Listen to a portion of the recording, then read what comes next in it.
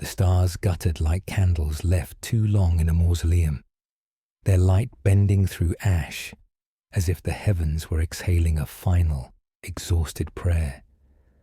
On the rimward marches, palaces of night iron sagged and sloughed into silence, while cathedral ships drifted past with their vox choirs muted in respect. Auroras peeled from magnetospheres like dead paint, revealing the skeletal ribs of unfinished engines that had forgotten the language of mercy. The Empire, mine by decree, everyone's by habit, no one's by love, tilted on its axis, and the old navigation beacons blinked out as though swallowing their own names. Bells that had measured 1,000 coronations tolled for 1,000 unknown dead, then cracked from the strain, leaving only the tinny aftertaste of ceremonial static. I had watched entire constellations agree to obedience morning after morning, until obedience became a weather pattern and rebellion a rumor. We truly love and care for you. Before we begin the story, tell us, where in the world are you watching from, and what time is it there? Now let's get started. I was named regent in the smoke loss hour after the last empress burned, but titles are prosthetics for wounds, and mine never fit cleanly. In the age when my pulse still measured hours, ambition felt like a stair I could climb without looking down. Centuries later, ambition is the floor itself, unsteady, hairline cracked, patient with my weight until it isn't. Immortality, the Empire's treaty with fear, was written into my marrow by sanctifiers who promised a painless calculus, and I signed with a loyal hand that did not yet tremble. When I woke from the rites, I learned that eternity is not a crown, but a debt schedule, and that every day unended is interest added to an account no one can settle. I told myself that living long would let me protect more, repair more, remember more.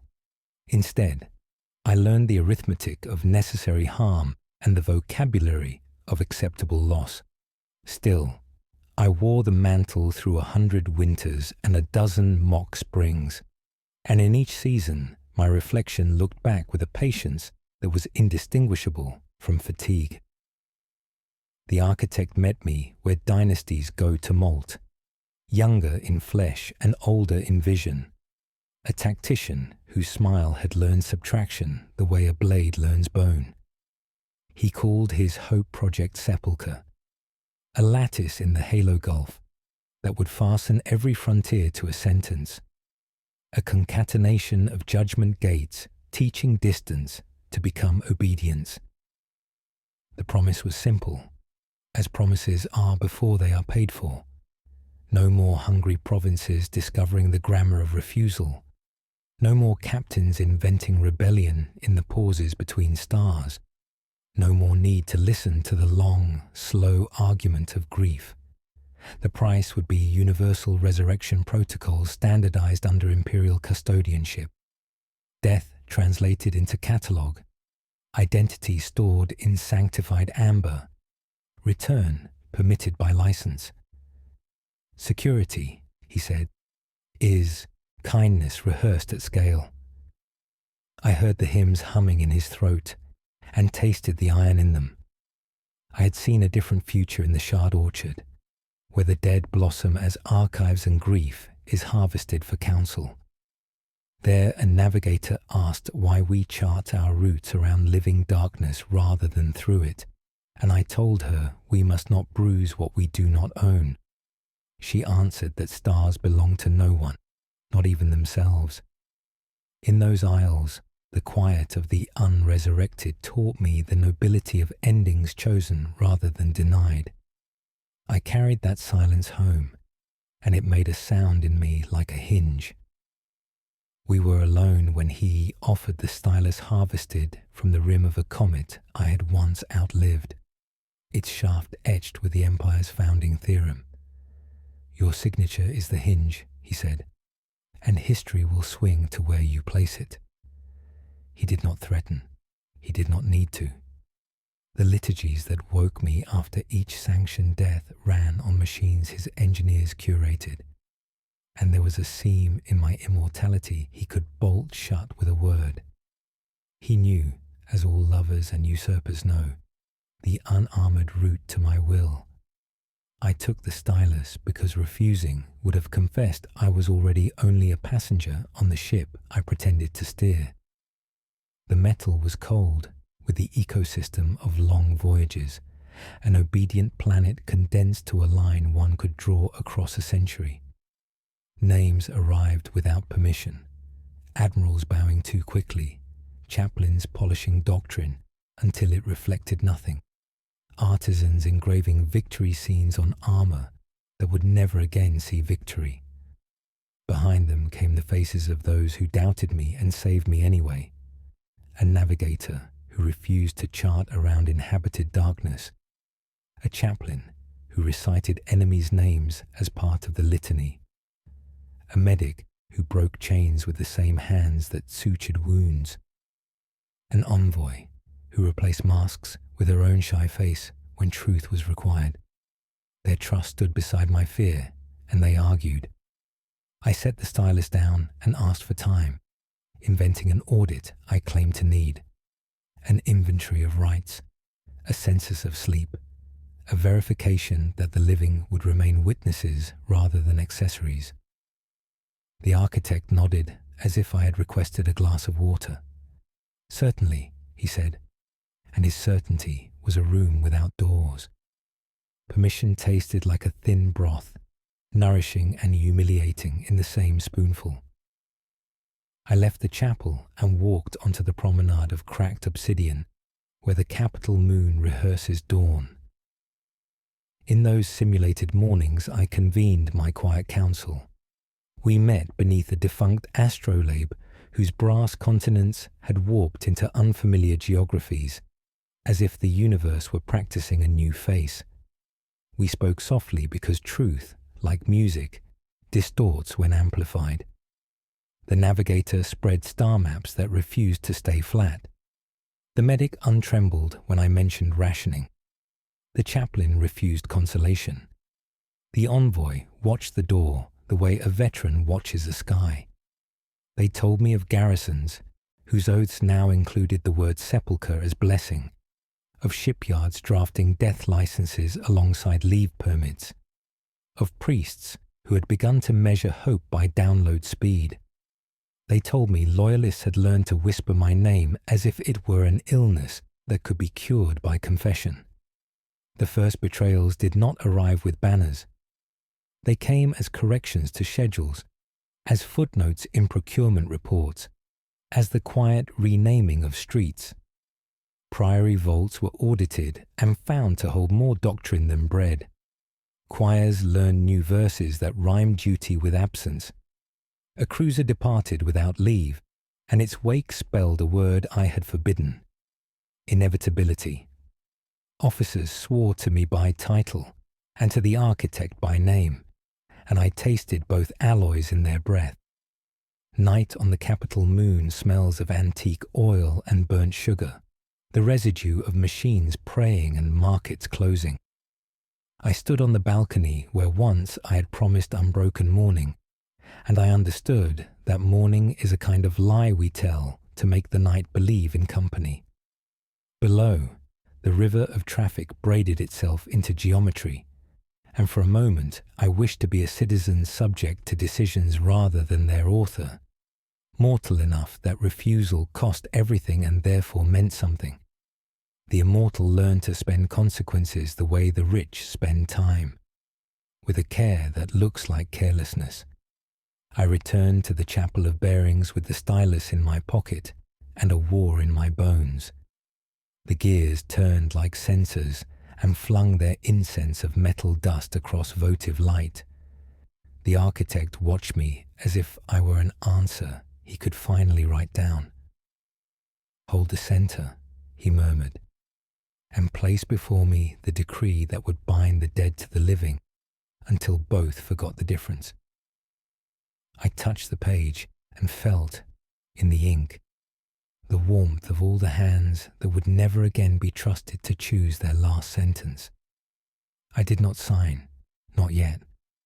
I told him the audit would proceed in public, with witnesses whose hearts had not been edited, and with choruses that included the names of those we call enemy. He smiled with fatigue, for he too carried a kingdom's insomnia, and said he welcomed scrutiny as a cathedral welcomes shadow. We bowed as allies and separated as rivals who still believed they were friends. At dawn, which on the capital moon is always simulated and often late, the bells restarted with a repaired, uncertain voice. Their note carried across the terraces and over the river of traffic, and into the barracks where soldiers practiced obedience the way others practice instruments. I listened, counting, and felt the count slip. Somewhere in the deep decks, a line officer whispered to a chaplain that mercy makes poor armor. Somewhere in the shipyards, a child drew a circle around a star and named the circle home.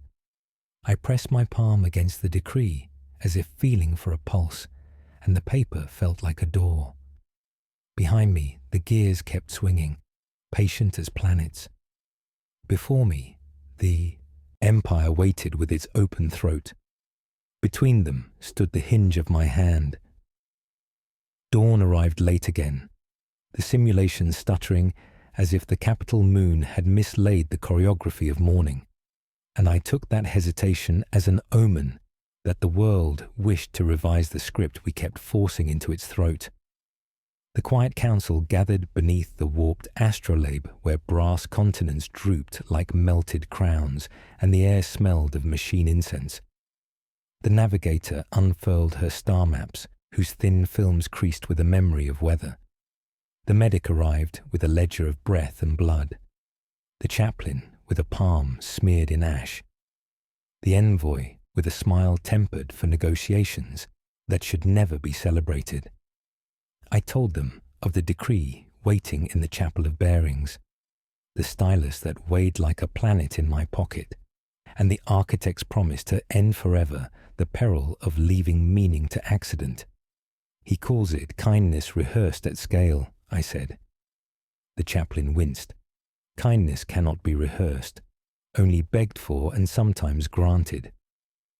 The navigator traced a spiral, a corridor of absence our fleets avoid by superstition more than geometry, and murmured that dread is only unresolved math. The medic asked what we would do with lives returned that no longer wished to belong. The envoy asked who would be allowed to refuse. I answered with the truth and with the lie that accompanies every truth, that I did not know, and that we would find a way. We spoke of betrayal, not as thunderclap, but as drizzle, the quiet renaming of doors, a seam's colour altered by a shade, a schedule adding a new item without announcement. They will not call it treachery, the chaplain said. They will call it efficiency. The navigator folded the sky until the room seemed to exhale.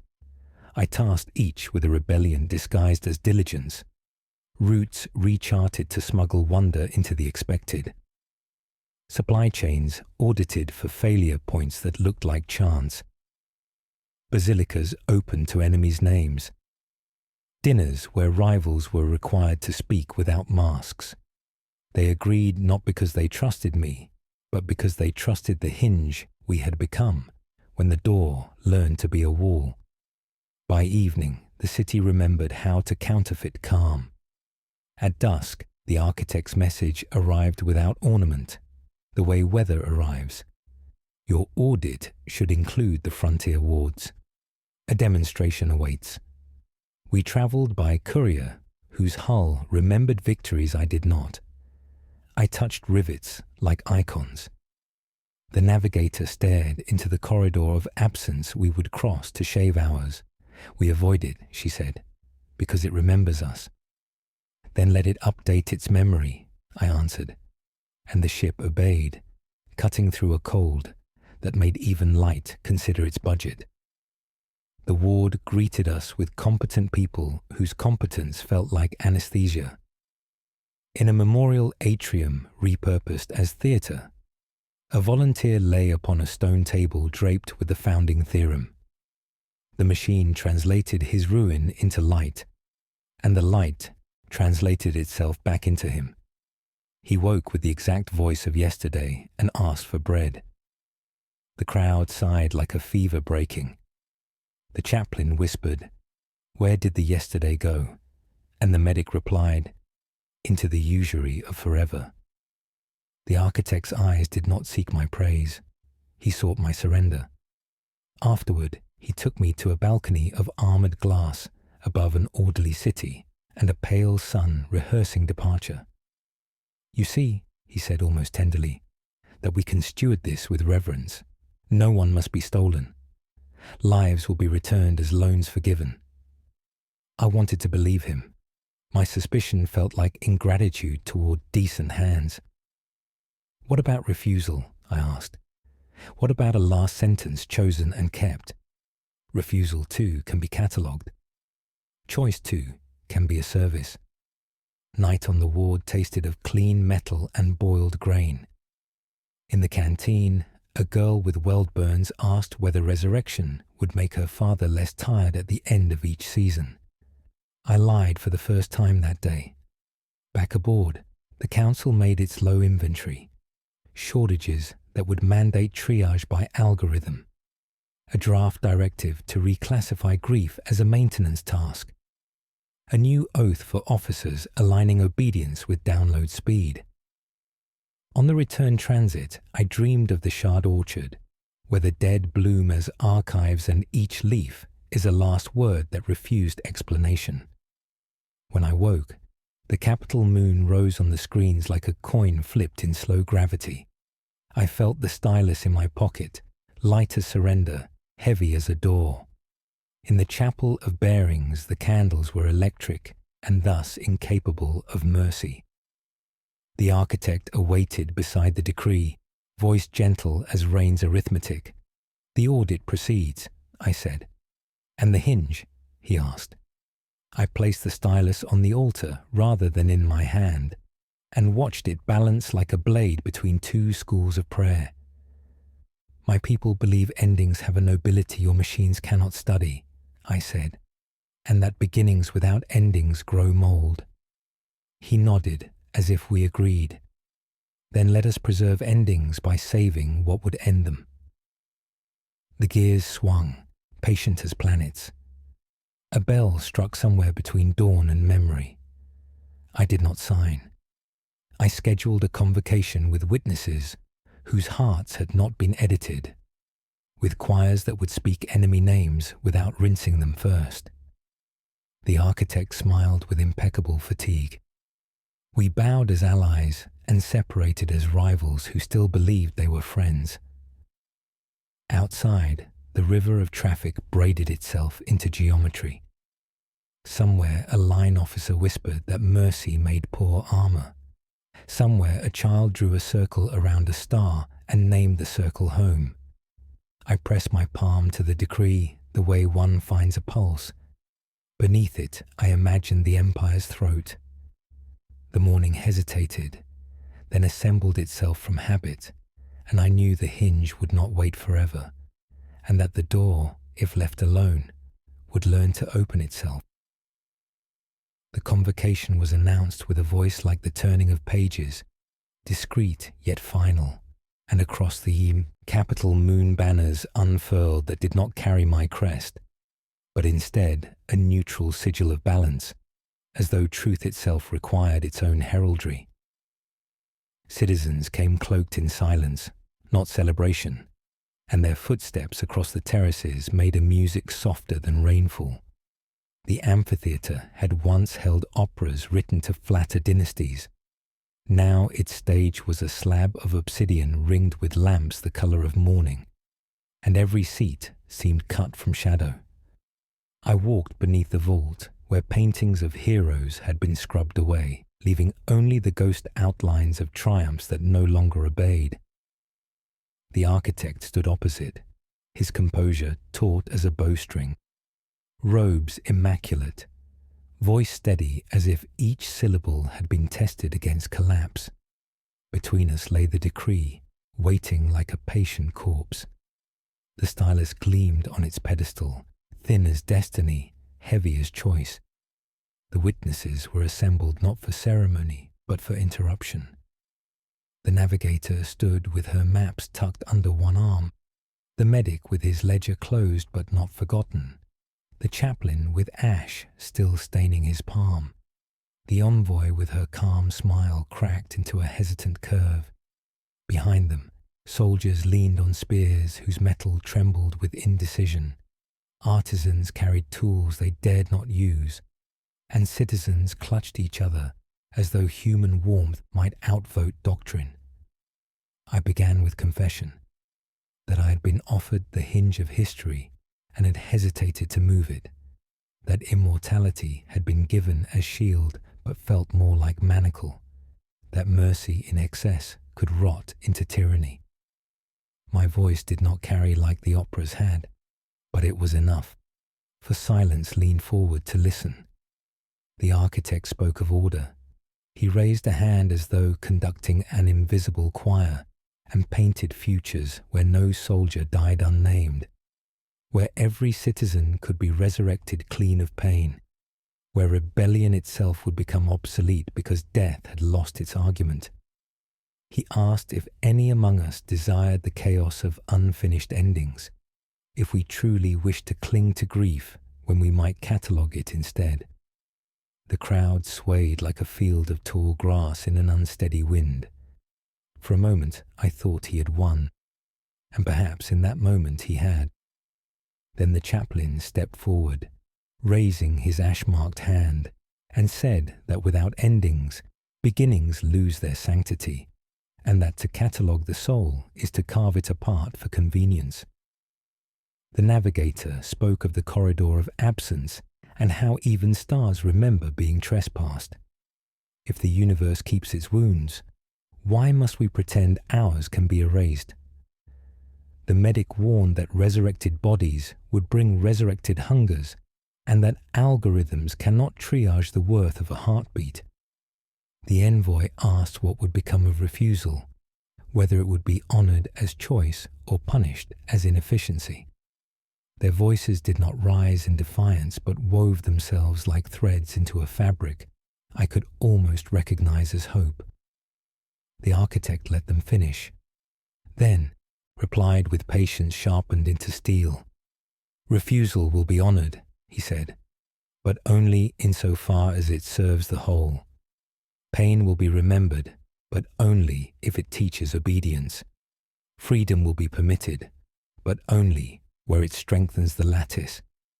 The words balance perfectly, as all compromises do before they are tested by need. He gestured toward the decree, inviting me once more to seal it. The lamps burned lower, as though the amphitheatre itself leaned closer to see what my hand would decide.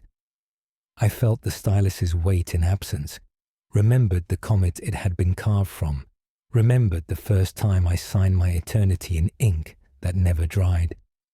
The empire watched, and for a breath I wanted only to disappear into their anonymity, to let the choice dissolve into the crowd. But eternity never dissolves.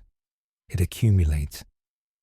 My hand hovered, and I thought of the orchard where the dead blossom into archives, of the girl in the ward who asked if her father's fatigue would be erased, of the river of traffic weaving geometry below my balcony, of the child who circled a star and called it home. They stood beside me even now, though their voices were drowned in silence. I set the stylus down without signing. The crowd exhaled as if a storm had changed its mind. The architect's expression did not break, but a tremor of calculation moved behind his eyes, a tally adjusting itself. "The hinge remains undecided," he said, and his tone made it sound like a diagnosis rather than a truth. He bowed, impeccable, and left the amphitheatre with robes uncreased, as if retreat were merely another stage of advance. The decree remained upon the pedestal, breathing like a beast that knew its meal would come eventually.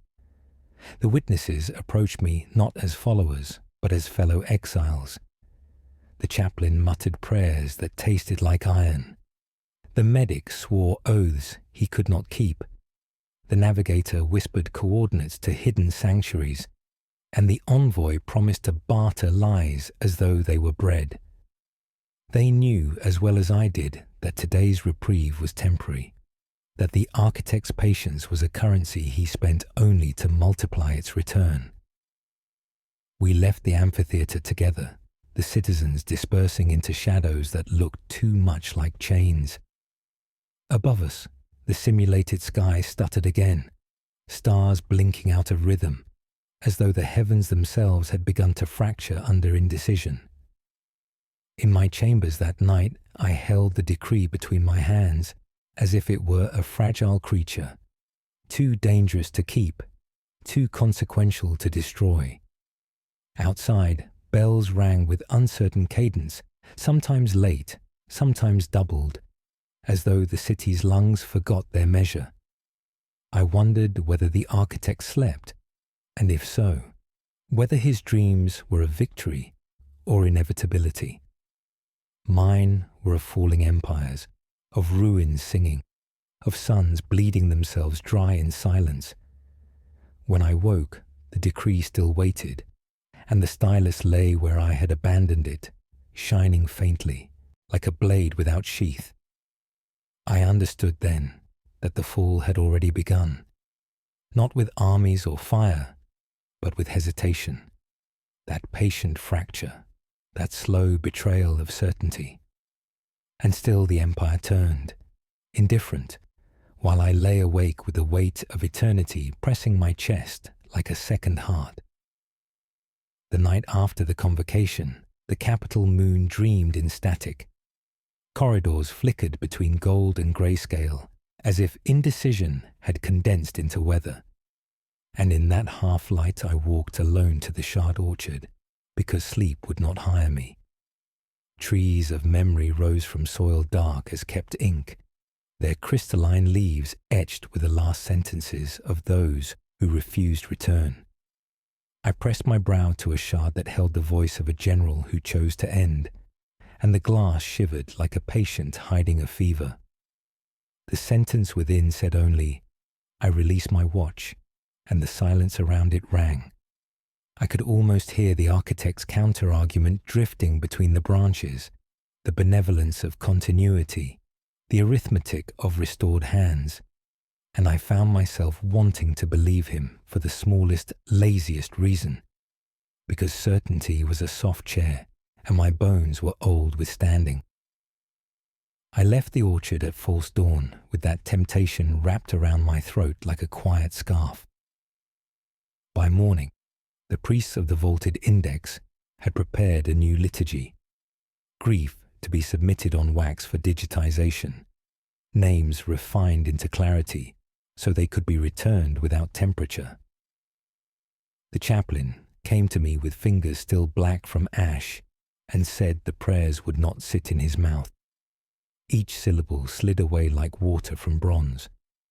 The medic reported the demonstration had birthed a fashion among officers who now volunteered for bloodless deaths, confident of scheduled return, eager to be measured worthy by their own absence. The envoy arrived with lists of border magnates who had already pledged equipment to the resurrection lattice and requested relief from taxes in exchange for virtue. The navigator said she had dreamt the corridor of absence curling in on itself like a shy animal. She woke with the taste of iron and the map of a detour drawn on her palm by sweat. Everywhere the empire rehearsed the future, as if repetition alone could conjure consent. Messages came from the rimward marches like birds whose wings had been clipped by law. A garrison on Glassford petitioned exemption on grounds of ancestral oath. Another, on Ring 5, announced compliance and requested conversion of its funerary cistern into a memory cistern. A quiet planet named Beryl, reduced its holidays to maximize upload windows, and sent thanks for discipline. I replied in the only language rebellion both understands and fears: delay, citing audits, demanding proofs, flooding them with attention until choice tasted of bureaucracy. Even as I wrote, I heard the lie in my hand. Delay is a decision pretending to be patience. The architect, courteous as weather, acknowledged my replies with notes that said nothing and implied everything. His silence had learned grammar. At twilight, a courier in armor burnished into theory delivered a summons to the baptistry of continuance, where commanders from 10 sectors would license their dead. I carried the decree unsealed in a sealed case because symbolism is a weapon that learned to smile.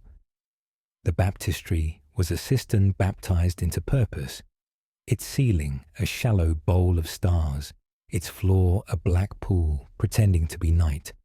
The air tasted of machine incense and old limestone. The architect waited with that immaculate fatigue which passes for grace in men who have replaced sleep with strategy. "Witness," he said, and the word sounded like a velvet chain. The signing proceeded without me. Commanders inked their names with styluses that thrummed faintly like restrained insects.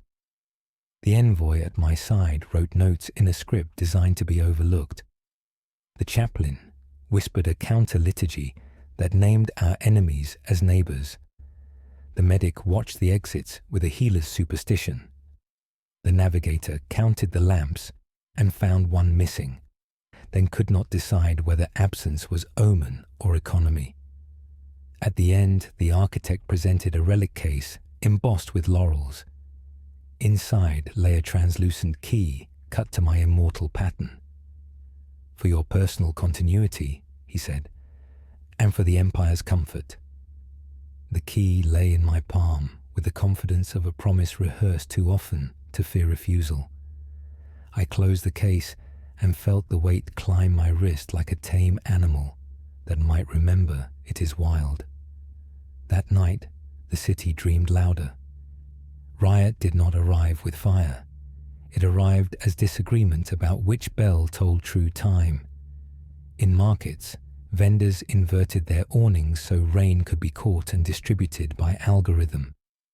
In alleys, old women shattered the new urns because the clay did not remember the wrist. A barracks woke to find rifles name-tagged with the names of previous owners resurrected for audit, and half the soldiers refused to touch them because they believed ghosts cling to metal. A chorus in a minor basilica replaced the word forever with for now, and was corrected by a clerk who did not look up from his ledger. The river of traffic braided itself into strict geometry, as if order could be drawn tight enough to strangle doubt. Before dawn, we gathered beneath the astrolabe that kept trying to forget the shape of continents. The navigator confessed to forging 12 star seals to delay the engines. The envoy admitted promising favors we could not pay to buy hours we could not afford.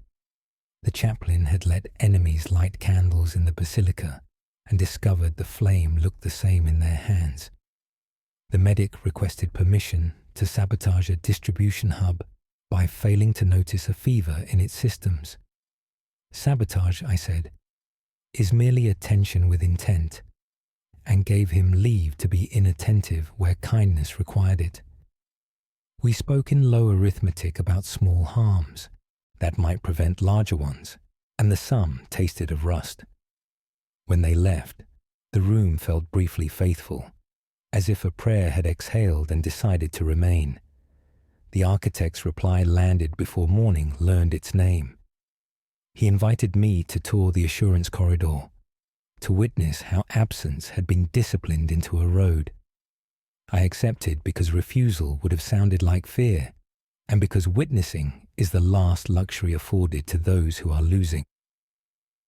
Our ship slid into the corridor's throat, and the stars withdrew like an audience hush when the curtain lifts. Instruments reported steadiness, while my bones reported otherwise. The architect stood beside me with hands folded, as if holding a cup of scalded milk. "See how the void behaves when given purpose," he murmured. "Purpose," I thought, "is a leash you hang on silence." We emerged over a frontier world, whose night was crusted with work lights, writing the continents in slow scripture. The liaison greeted us with the breathable efficiency of someone who had rehearsed sincerity into muscle memory. A demonstration was arranged, a miner whose lungs were threaded with dust, a priest whose arteries had learned to calcify, a pilot who had already outlived 2 planets. Each placed a hand upon a plate, each promised return. The crowd murmured relief like a lake wind. Banners moved as if the air itself had been hired to agree. I watched their faces and envied for a heartbeat, the animal peace of certainty. Then I remembered the orchard and the sentence that had rung. We were returning to orbit when the corridor flinched. Instruments did not fail. They lied politely, declaring nominal while the hull sang a note that teeth remember. For 1 second the void remembered its appetite. Lights narrowed to needles, and I tasted copper as if the universe had bitten its tongue. Then we were through, the ship intact, the architect unruffled. "A burp," he said, smiling as surgeons smile when the patient survives a test they never consented to. The navigator's knuckles were white on the rail. The medic counted us twice. The chaplain looked at me as if I were the hinge, and the door had learned a new weight. "Even a road," I said, "keeps the old forest under it." We parted into separate gambles. I returned to my balcony as morning attempted itself. Across the river, a banner unfurled, the neutral sigil of balance sharpened into a blade. Under it, citizens queued to register their deaths in advance, smiling with the discipline of people who treat surrender as a holiday. I opened the relic case and held the key to the imperfect light. It glowed without shame. For a moment, I wanted to throw it into the river and listen for the sound of obedience drowning. I did not. I slid it into my sleeve like a thorn and stood until the simulated sun found me. Somewhere below, a clerk corrected a choir. Somewhere above, a corridor remembered hunger. Between them, the decree waited on its altar like a patient animal. And I felt the empire breathing through my hand, as if it had borrowed my pulse to time its own. The morning after the corridor flinched, I summoned the council to the balcony where the wind confesses first. Below us, the river of traffic had tightened its braids into stern geometry, and a siren practiced being polite in the far markets. The navigator arrived with eyes salt bright from a sleep that refused truce, carrying a crescent of charting velvet torn from a star map, as if the sky itself had bitten it. The medic's gloves smelled of hot copper and discipline. The chaplain's ash went darker each day, as though it drew appetite from our hesitation. The envoy stood with hands folded the way veterans fold flags, a gesture that honors while preparing to bury. I told them the frontier demonstration had worked too well, the crowd's relief settling like frost on vulnerable roofs. The architect's certainty, wearing kindness like a well-tailored coat. The navigator set the crescent on the rail, and the morning light made it bruise-colored. "The corridor remembers us," she said, voice mild and threaded with iron. "Our names are nicks on its teeth." The medic opened his ledger and revealed rows of numbers arranged like graves. "If we feed a machine with souls," he said, "it will learn to crave a flavor." The chaplain answered by rubbing ash into his palm until the skin shone and whispered, "We must keep space in our prayers for endings." The envoy looked to the far spires. "We must also keep space for losing without surrendering the story of why." We agreed to acts no empire admits and every empire requires. Small refusals that masquerade as diligence, mercy disguised as delay, disobedience softened into interpretation. The medic would misfile blood caskets and miscalibrate harvesters so that resurrection audits drifted, not failed. The chaplain would open side doors in basilicas and let enemies, cousins, and doubters light the same flame until the flame forgot the difference. The envoy would barter postponements, telling border magnates that virtue accrues interest only when humility co-signs. The navigator would thread our fleets along routes with room for wonder to interrupt arithmetic. It would not save us. Perhaps it would bruise inevitability, where inevitability keeps its lungs. When they departed like careful ghosts, I stood alone and watched the river of traffic knot itself tighter, as if obedience had decided to become a shape. Rumor arrived dressed as coincidence. A garrison drill miscounted by one and could not locate the missing heartbeat. A requisition order printed with letters made of empty space. A chapel bell tolled an ordinal that did not exist, and half the city found the sound soothing. The baptistry reported a crate of jade tags missing, labels for the returned, while a clerk confessed he had seen the tags swim upward like obedient fish and vanish into the ceiling lamps. In the markets, a child exchanged a provisional death license for sugared almonds. The vendor accepted without mockery and insisted on exact change. A mother told her son the empire had learned to return fathers on schedule if schedules behaved, and the boy asked how to behave in a language that would be heard by calendars. I wrote replies to provincial petitions with the voice of an old clerk who has learned to weaponize politeness. Delay is a decision that dresses itself as patience. The architect thanked me for my meticulous oversight, with notes that used no verbs, and still they moved. At dusk, he requested private counsel. We met in an observatory that pretends humility by wearing dust. The great lens stared at a sky too obedient to astonish. He did not sit. Your convocation taught courage a cheaper accent, he said softly. I prefer expensive courage. It buys fewer tragedies. He showed me graphs where obedience rose like a clean tide and dissent thinned to lace that prettied without wetting. You see, he murmured, kindness rehearsed at scale. I asked what becomes of refusal. A respected abstention, he said, catalogued for future service. His gentleness had the flavour of measured sedation.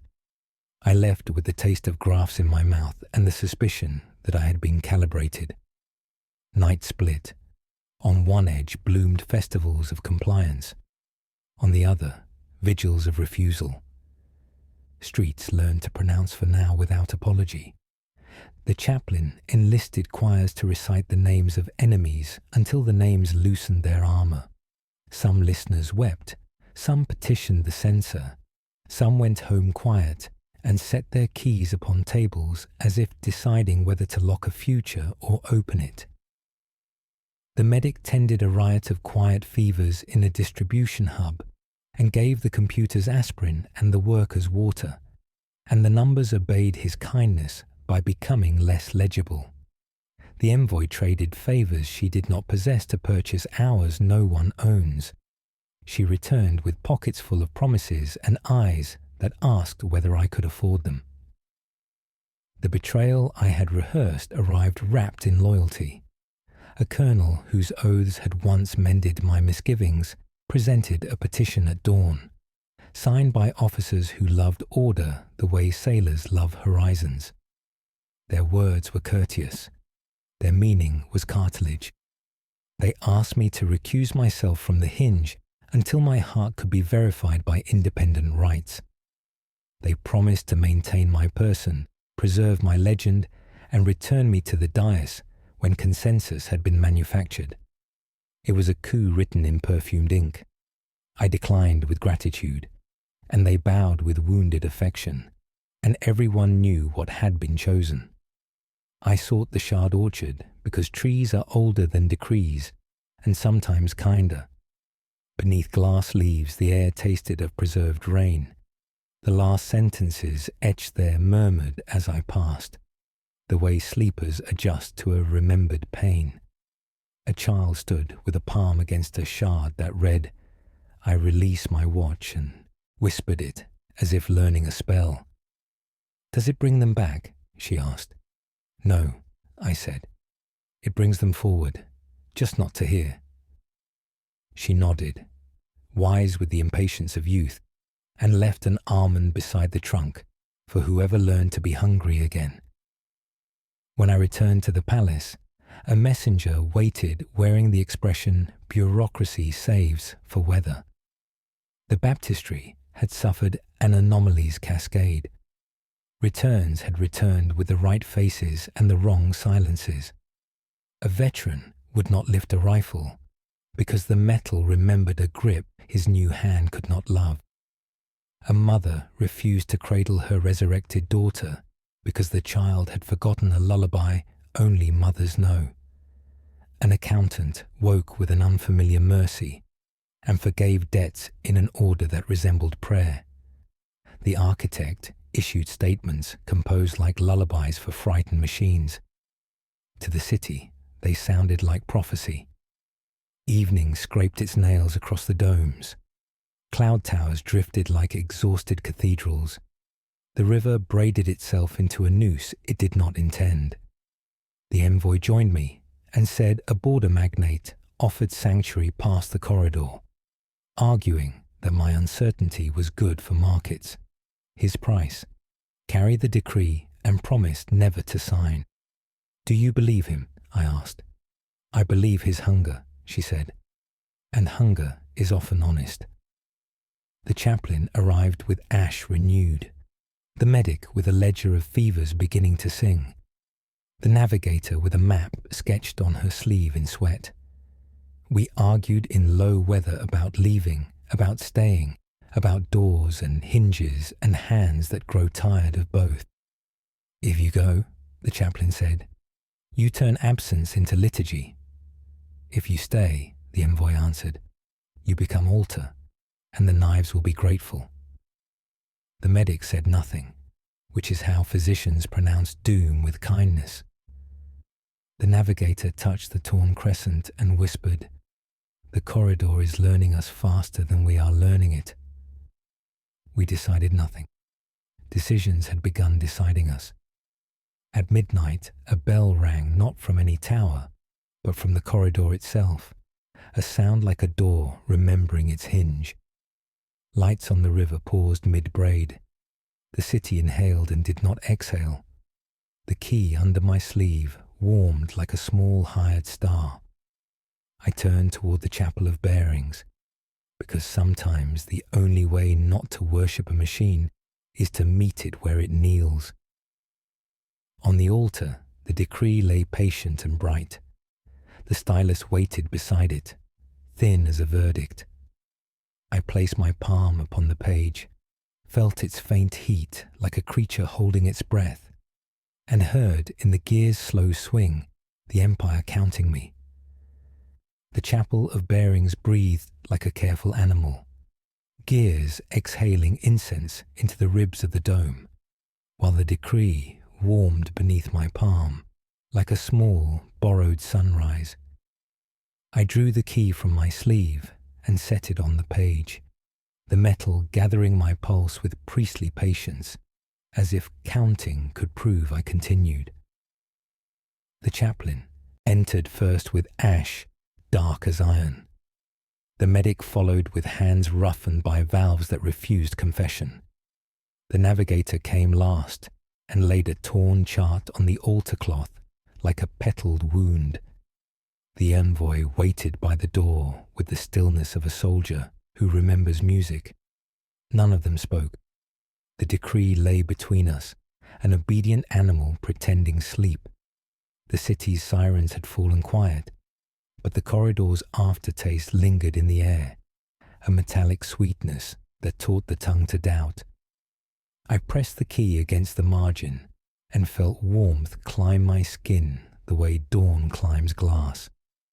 The chaplain whispered that endings grow thin when rehearsed for strangers. The medic murmured that our machines had learned to ask for breath, as if breath were a resource. The navigator traced a curve on her cloth and said every detour curved back toward hunger. The envoy said the hunger had an accountant. We all looked at the decree as if it had ears. The architect arrived without entourage, robes untroubled by night, gait tuned to the chapel's slow machinery, as if he were a second pendulum granted speech. He bowed the precise angle owed to a rival who completes the proof by refusing to depart. The corridor rang, he said, smiling like a surgeon steadying a trembling room. Bells persuade. His gaze rested on the decree with gardenerly patience. One signature, he added, and the empire inherits itself. The envoy answered that refusal must not be taxed. The architect's smile thinned but did not fail. He gestured at the altar. Mercy should be reliable, he said, or it ceases to be mercy and becomes mood. I told him moods are the weather of souls and cannot be outlawed. Then civilize the storm, he replied. A siren outside forgot its manners and rose into a single unwavering note. The doors opened on soldiers whose armor shone with that invasive cleanliness obedience polishes into myth. The colonel who had petitioned my recusal entered with helmet tucked, the sincerity of a man who loves order the way ice loves edges. He declared a state of precautionary stewardship in a tone trained to sound like caution while performing conquest. The empire cannot pause while its hinge studies itself, he said. I answered that stewardship without consent is embalming. He glanced toward the architect, who said nothing, and in his silence was arithmetic. The corridor rang again, nearer, as if the sky had cleared its throat. Electric candles leaned their flames toward the nave, a physics of attention rather than wind. Gears hesitated. The medic checked a cuff reader disguised as devotion and whispered that the assurance spine was spiking. The navigator spread her mutable cloth. Every path curved toward a blank that did not wish to stay drawn. Choir girls in the side chapel hummed a note that does not belong to liturgy and let it lengthen until the walls remembered listening. The colonel's soldiers shifted their weight and discovered their boots had opinions. They arrived through nothing, as returns do when the lattice misses its rhythm. A girl entered first, coughing dust her lungs no longer carried. A priest stepped after, blessing the air, and then forgetting where his blessing sleeps. A veteran came last, palms raised from the rifle he would not relearn. None looked monstrous. Each resembled a door recalling its previous handle. The soldiers raised weapons by reflex and lowered them because reflex met recognition and surrendered. The architect moved toward the priest with mercy sharpened into procedure. You will attend at the baptistry for retuning, he said. The priest nodded, then paused, eyes caught by the plaque where an enemy's name had been polished earlier that day. I forgave him late, he murmured, and the lateness is part of the forgiveness. Do not tune that out. The colonel shifted like a sentence changing tense. No essence removed, the architect answered, only noise. The chaplain whispered that lateness is not noise. It is the shape of mercy's breath. The stylus lay beside the decree, thin as a verdict. My hand hovered. Signing would install mercy as machine and give fear a uniform. Refusing would invite accident to speak my name with perfect diction. The envoy touched my wrist, a brief human weather, and said, Choose the law you are willing to break every day. I turned the stylus and scored a line across the decree, not approval, not denial, but a wound. Then wrote in the margin where ash had stained the paper, "Resurrection is a gift only when refusal is sovereign." The ink held firm, as if the page had been waiting to host a scar. The architect studied the cut with the professional sadness of a man who knows where scars will calcify. The colonel inhaled for an order. I spoke before breath completed its empire. "Precautionary stewardship ends at this door," I said. "You will walk out as a citizen who remembers endings." He swallowed anger with discipline and bowed by the width of a doubt. We opened the side doors. The return followed the chaplain into the chapel where enemies' names burn with the same flame, and there they sat in a circle that once measured conquest. The medic audited their breathing the way one audits a hymn. The navigator placed the torn chart on the altar like an offering, and with the envoy marked a route that bent around the corridor's appetite. Above us, a hidden bell found an honest key, and held it until the stone remembered music. The architect bowed, not in defeat, but in recognition that the game had learned another rule. "Consent can be taught," he said softly. "Refusal can be honored as pageantry." I told him pageantry ends when a mother refuses a crown for her child. He smiled without pleasure. "Then we will decorate refusal until it thinks itself welcome." Outside, traffic loosened. The siren remembered silence.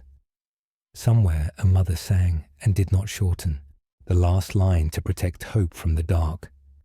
In the chapel, the decree remained unsealed and legible, wounded and warm. The colonel lowered his gaze, and a column of inevitability lost a brick. We left the chapel of bearings like people stepping onto a narrow bridge laid over a patient sea. Dawn rehearsed itself on the balcony. The river braided, then released, as if learning to breathe. The key rested against my wrist with a steadier warmth, not triumph, but a tether. The council gathered beneath the warped astrolabe. No one spoke until the city finished listening to itself. Then the envoy said, "This will take years," and the sentence felt like a prayer that consented to history's proper speed. The medic's hands went still. The navigator folded her cloth and tucked it away as if protecting a shy animal. The chaplain smiled a tired, grateful crescent. I looked toward the corridor's pale scar and thought of roads that pretend to forget the forest. The Empire inhaled. I did not sign. I kept the wound, and I kept the key, and I kept my hand upon the hinge. Dawn rehearsed itself with a cracked metronome, and for once the capital did not pretend the fracture was distant. From the frontier band called Tholus, a signal bled through the corridor like a bruise and filled our receivers with the sound of unsynchronized clocks. The envoy reached my balcony with frost on her sleeves. The medic with the flat-eyed kindness of a man who had bartered sleep for triage. The chaplain with ash renewed until it resembled ink, and the navigator with a map that refused to stay flat, as if the sky itself were practicing an escape. The message was simple, the way storms are simple. Altars waking without command, returns speaking late, a river that changed its sentence overnight. I held the decree in my palm until the wound I had carved upon it reddened the light. We left before the bells found a confident note. The corridor met us with the taste of wet tin. Our ship unspooled caution into clean lines, while the navigator matched our burn to the void's slow pulse. Over Tholus the sky was pale with ash that had wandered from its parent fire. On the plains, assurance units waited in rows like thoughtful teeth. Civilians clustered in chalked squares, faces turned to the machines, the way sunflowers turn to their argument with light. The colonel had arrived ahead of us with troops dressed in the kind of cleanliness that polishes obedience into myth. Their visors were raised, their sincerity manufactured at scale. The chaplain stood at my shoulder and counted silences. The medic pressed his palm against an altar and frowned as if the metal had a fever. We opened a field hearing on the temple steps because stone thinks slowly and therefore lies less. A baker spoke first. His sister had returned with a laugh that no longer fit her mouth. A miner said the altars had begun to call names no one carried. Volunteers stepped forward anyway, obedient to grammar rather than memory. A boy asked if resurrection would correct his father's temper or only polish it. The chaplain did not answer. He recited enemies' names and let the flame judge none. The medic listened to the nearest unit with a stethoscope out of loyalty to old habits. "Warm," he said, surprised. "They've stolen a temperature." The navigator touched her map. The corridor pushed here at dawn, a quiver, then a yield. He arrived by afternoon with a procession trimmed to appear humble. Dust finally touched the hem of his robe, which in him was almost a confession. "We will pacify the rumor of catastrophe," the architect said mildly. "Demonstrations reduce despair." The colonel stood beside him, visor lifted so his eyes could manufacture sincerity more efficiently. I asked about the river that had altered its sentence in the night. The architect smiled. "The world loves a frame. Offer it one, and it will rest." He gestured. The first altar woke. Hesse lay down with a steadiness I wished to borrow. The lattice drank her pulse as if collecting rain. The square held a chord. The river stuttered. Light exhaled. Hesse's chest fell and refused to rise, like a curtain remembering winter. Then the altar returned her, smooth as a customized dawn. Eyes wide, mouth wide, sound late, as if language required a visa to re-enter the body. Her daughter reached her and collided with perfection that did not know what to do with joy. The crowd inhaled a relief that hurt. The chaplain whispered, "Keep the lateness." And the medic, after listening, said softly, "She is on time for someone else." A second altar woke itself. Lines of script walked across its skin like tattoos staging a parade. The navigator's map jittered and inked the desert with small black mouths. "Echo," she whispered, "or appetite." The colonel barked orders. The ash remembered formation. The envoy pulled people back with the authority of a market that has decided not to panic. The second altar called a name no one wore. A man climbed anyway, obedient to the grammar of machines. I climbed after him and cut the power with the key that rested at my wrist. To my surprise, it obeyed, perhaps because the Empire and I still shared a passport. Silence struck the square like rain. The machine folded into patience with theatrical grace. The architect's smile did not crack. "Systems rehearse before they sing," he said. "Do not mistake practice for failure." Night saddled Tholus early. Fires shaped themselves into patient circles instead of blades. The medic taped copper to a gasping generator and told it stories until it pretended to heal. The chaplain taught a lullaby that includes the word yet and made the soldiers hum until their weapons grew embarrassed. The envoy traded promises cheap enough to be honored. The navigator found a seam of unedited stars and made the children look up until wonder rinsed the ash from their lungs.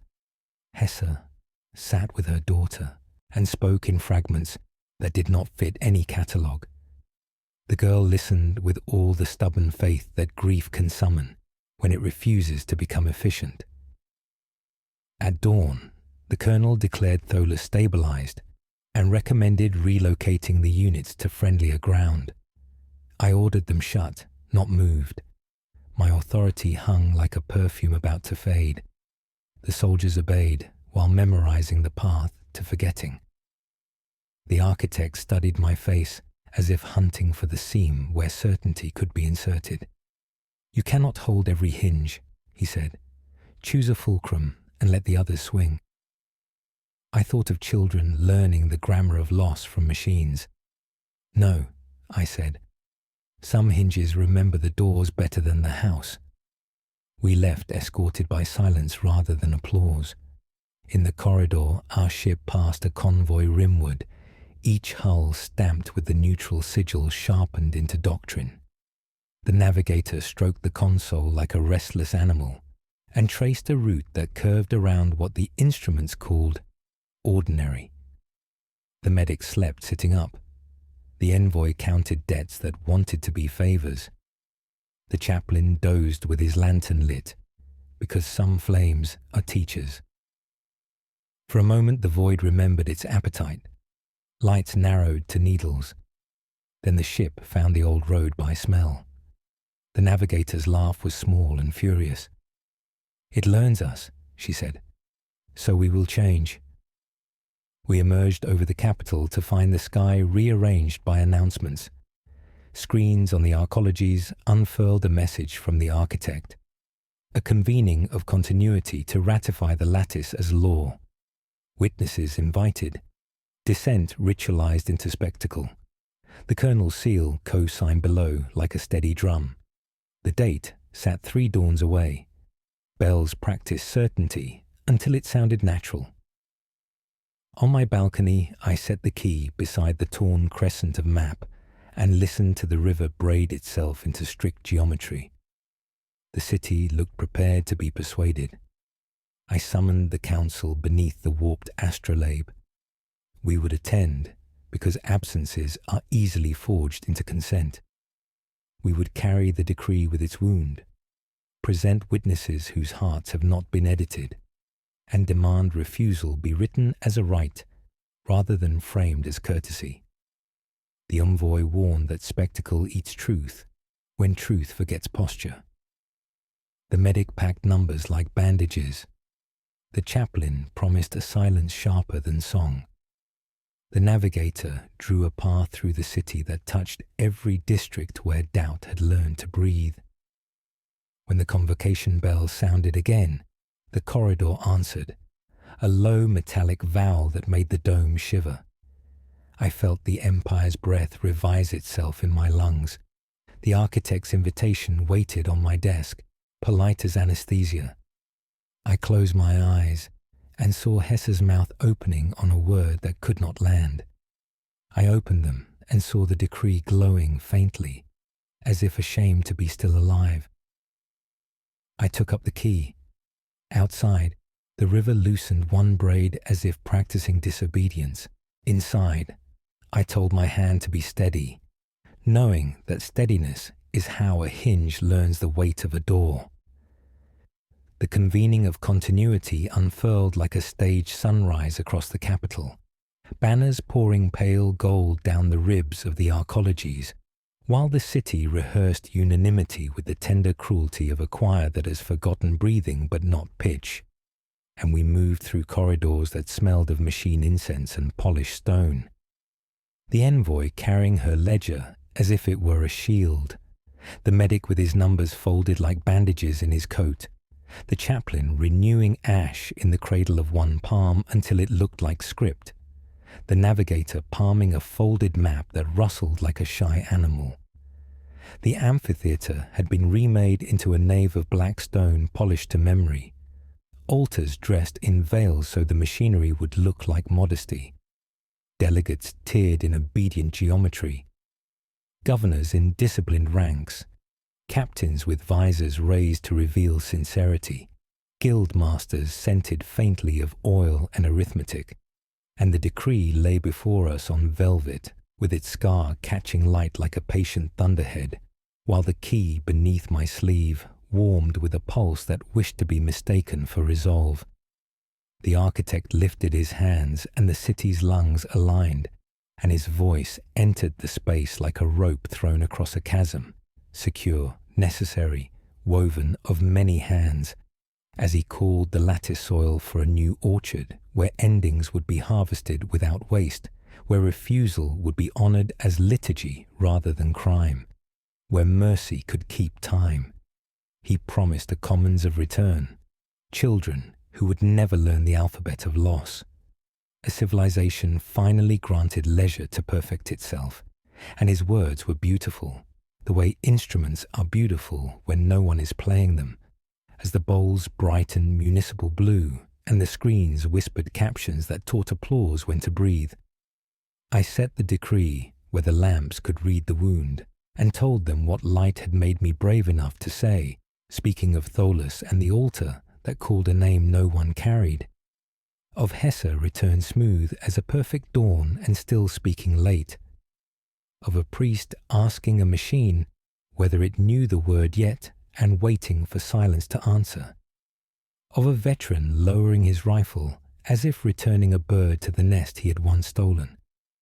I said grief was an art that cannot be mechanized without losing tempo, that resurrection is a gift only when refusal is sovereign, that consent without the possibility of no is merely choreography, and I felt the crowd lean the way wheat leans when weather rehearses change. The architect stepped back to center with exquisite fatigue, as though the city sat upon one shoulder and found the weight courteous, promising audits of consent, sanctified abstentions, oversight layered like silk, so refusal would not be misfiled as sedition, promising endings still allowed their ritual shape provided they did not injure the commons. He did not threaten. He did not need to. And the procession to the bowls began. Proxies placed like offerings while the machines sang a narrow, immaculate hymn. Halfway through, the screens faltered. Not sabotage, but confession. And Tholus bled into the frames. Hesse's late syllables arriving with weather's stubborn grace. An accountant forgiving a ledger in the wrong direction and laughing as if paying an ancient debt to mercy. A child at the shard orchard, whispering, "I release my watch," and leaving sugared almonds beneath a crystal leaf. A mother refusing to cradle her resurrected daughter until the girl could hum a lullaby that belongs to mothers. The images were not failures but grain. Human roughness, the lattice had not yet sanded down, and a murmur crossed the tears like wind hunting a door. The tally crested like a careful wave, continuity ratified by a margin that made victory look adult, neither triumphant nor ashamed. And cheering rolled because bodies love to be told they will not be left as the bowls glowed brighter and vents breathed approval like warm fog. But a courier broke protocol and ran, delivering rumor to the colonel's ear, while color left his face like a tide leaving deliberate stones, and he leaned toward the architect to whisper of outbreaks of spontaneous refusal at 3 lattice hubs.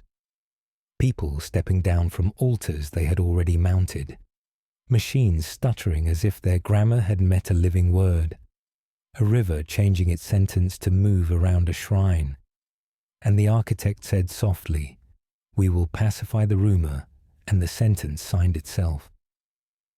The colonel gathered officers with a kindness that frightened doors into opening, and I stepped between him and the stair, not with rifles, and the key beneath my sleeve warmed like a coin deciding to become a wound, while the chaplain offered the colonel a lantern and said, "Carry this instead, and learn late forgiveness."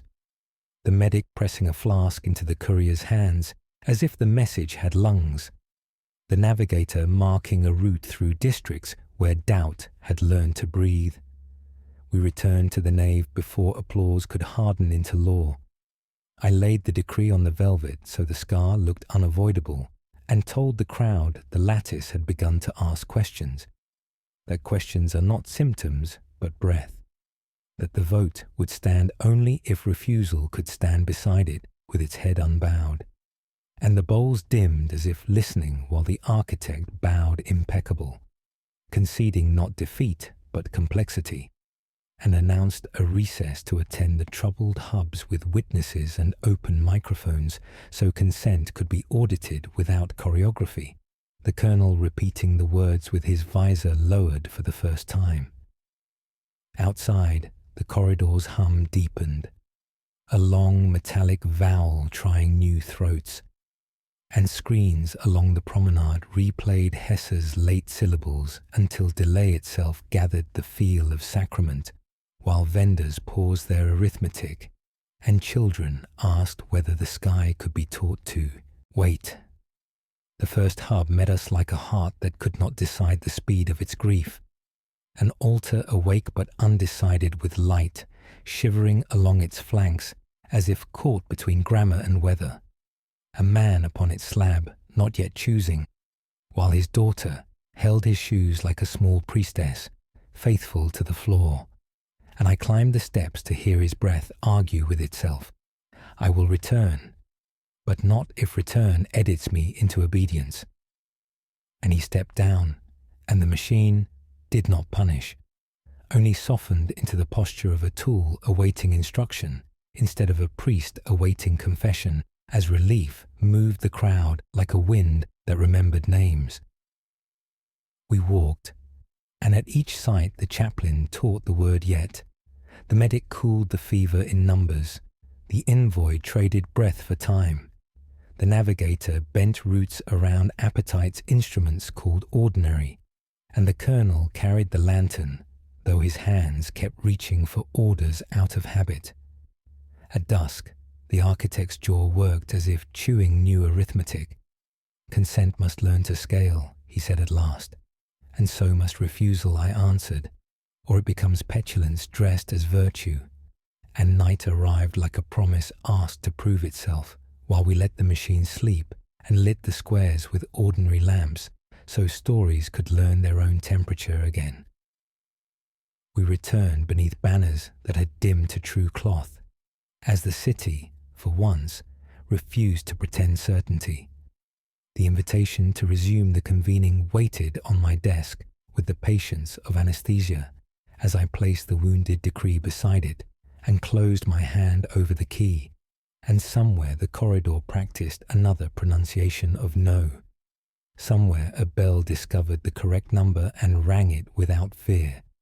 The river unbraided one more strand as if practicing disobedience, and I stood at the balcony feeling the Empire's breath attempt to revise itself inside my lungs, while I told my hand to be steady, because steadiness is how a hinge learns the weight of a door, and because tomorrow the song would continue, whether or not the choir remembered when to breathe. Night knelt over the capital without closing its eyes, a vigil of dimmed banners and lamps warming like patient embers, and I stood on the balcony while the corridor hummed its long metallic vowel beneath the stars, a sound like a river deciding to become grammar. The decree with its scar waited beside the invitation to resume the convening at dawn, and the key lay against my wrist like tamed lightning that still remembered it was wild. The envoy, the medic, the chaplain, and the navigator joined me, carrying ledger, silence, ash, and a folded map as rumour reached us from Gloamfield, a rim fortress staring down raiders who treated patience like ore. Its commander had aimed the altars outward and taught recruits a slogan simple enough for steel: dive forward. We went. The corridor tasted of penny and oath as our ship slid along the navigator's detour, an arc patient as regret, and space behaved like a polite guest that had swallowed a sharp thought. Instruments promised ordinary while my bones counted exceptions. Gloamfield rose from scrubland like a proof that had misplaced a step, guns waking to their names, while citizens watched with faces trained by announcements to resemble faith. Raiders approached as clever shadows, whose engines mispronounced gravity, writing cursive across the night. The colonel stood beside me, his lantern looped to his belt like a new oath learning its vowels, and the first sortie unfolded as rehearsed victories do, crisp, impersonal, briefly beautiful. The raiders bit the perimeter and recoiled. 3 recruits fell into the arms of their altars and returned smoothed, eyes late by a heartbeat daily life might forgive. Then a 4th altar sang a note the corridor had not written. The slab refused, yielded, and returned a boy whose mouth shaped a syllable that would not land. "Keep the lateness," the chaplain whispered. The medic listened and said he is on time for someone else. The raiders learned us faster than we learned them. A wedge cut through a gun line by rumor, not fire, broadcasting a stolen homily that promised endings without permission. Men turned to listen and forgot to shoot. We answered without cruelty, masking the sermon with a choir of late syllables gathered from Tholus and the wards, delay fed back as shield. It worked for a heartbeat. The horizon folded like linen lifted from a patient, and enemy engines pretended mercy and were not. The navigator cursed with mathematical elegance, and the sky replied with weather. In the lull, the commander pressed doctrine. "Authorize forward deaths en masse," he said, and recruits saluted with the tremor of the honored and the doomed. The architect, patched into our channel like breath, reported that the metrics were green and the commons calm. The envoy's ledger shook as numbers tried to impersonate consent. I told the colonel I would not give the order, but that I would stand the wall and choose with him.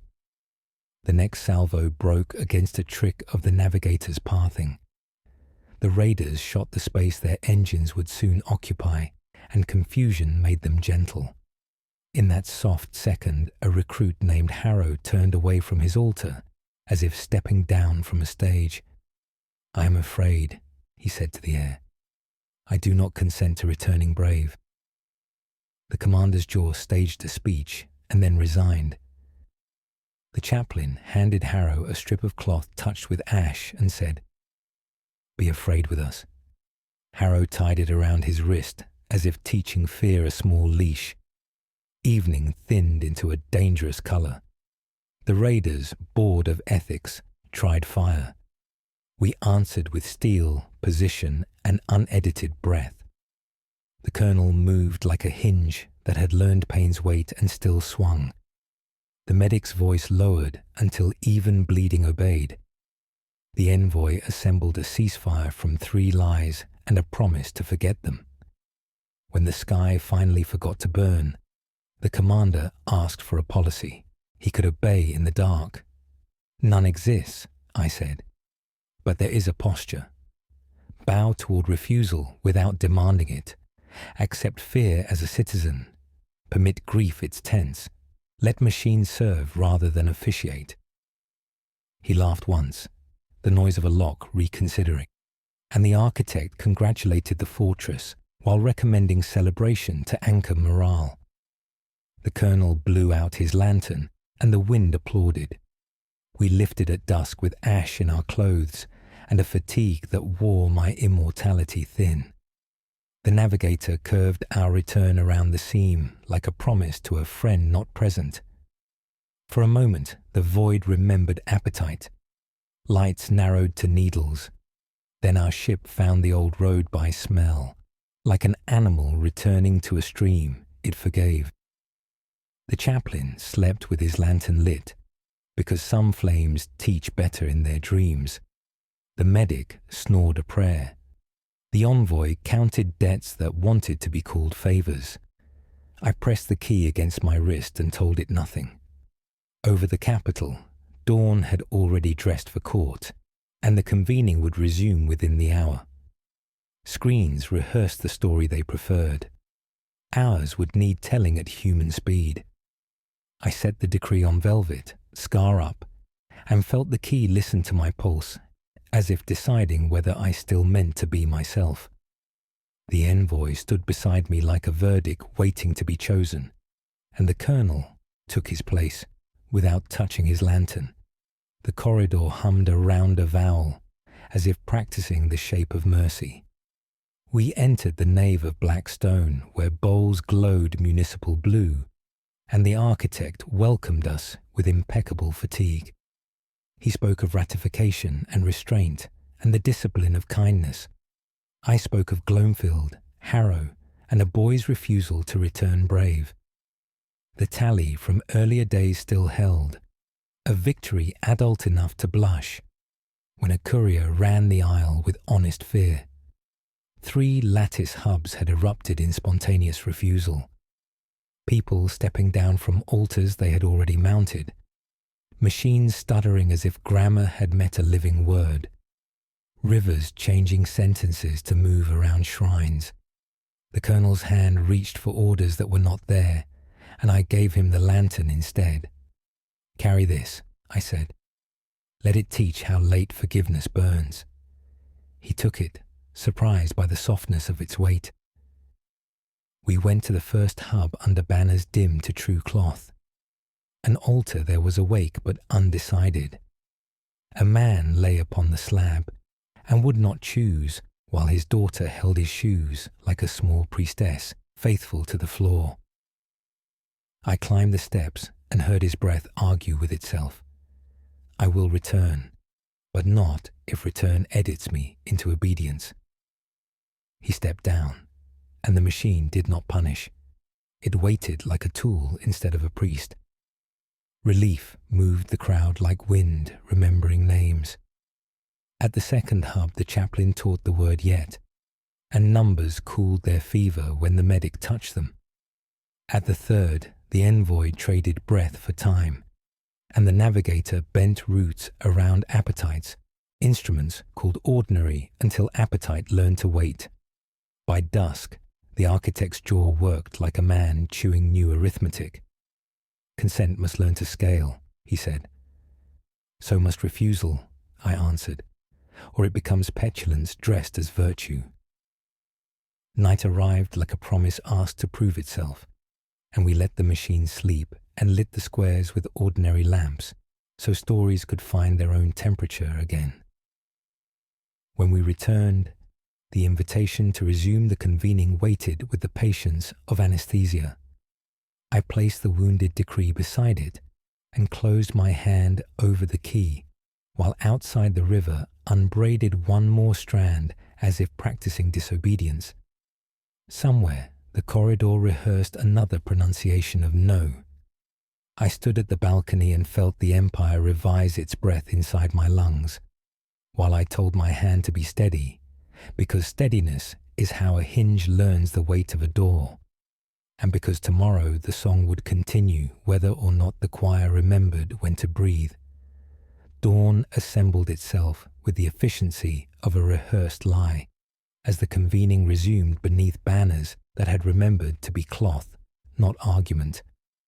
Bowls glowed municipal blue, captions pre-corrected to anticipate consent, and the city stood on tiptoe to see which way history would lean. I carried the decree with its scar, the key humming against my wrist like tamed lightning deciding whether to obey, and the council moved with me like weather that had chosen to be useful. The architect lifted his hands and spoke of scale as mercy, altars as commons, refusal honored as ceremony. He promised children would not learn the alphabet of loss, and that the lattice would garden endings without waste. The colonel stood at parades with a lantern looped to his belt, as if late forgiveness were kit. I answered with Tholus and Gloamfield and the corridor's appetite. I told them a boy had refused to return brave.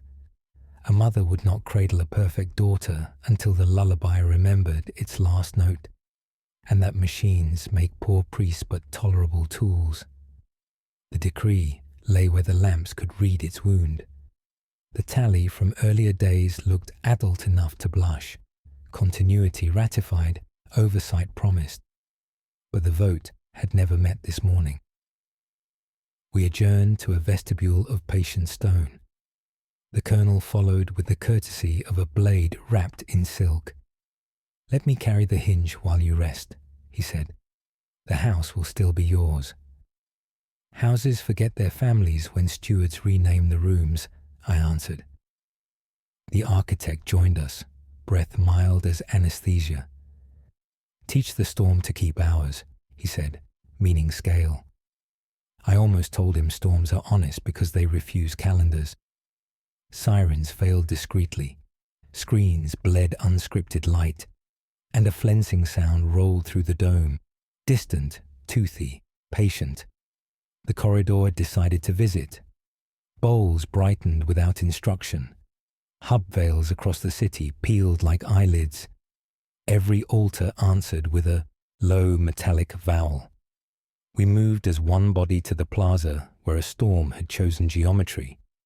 Above, the sky wore a gentle bruise, and descending through that seam came a procession of undecorated capsules, return pods, thousands, drifting on invented wind. They landed with the humility of rain, latches unlatched. People stepped out and looked around as if late to a birthday. Their clothes were provincial, their accents from nowhere we knew. The lattice had harvested from a ledger we had never been allowed to read. The envoy built hospitality from borrowed tables. The medic arranged triage for those tired of sleeping. The chaplain taught the word yet to anyone who had met a machine that pretended to know when mercy should arrive. And the navigator traced a path through the crowd that refused to straighten. The colonel stood very still.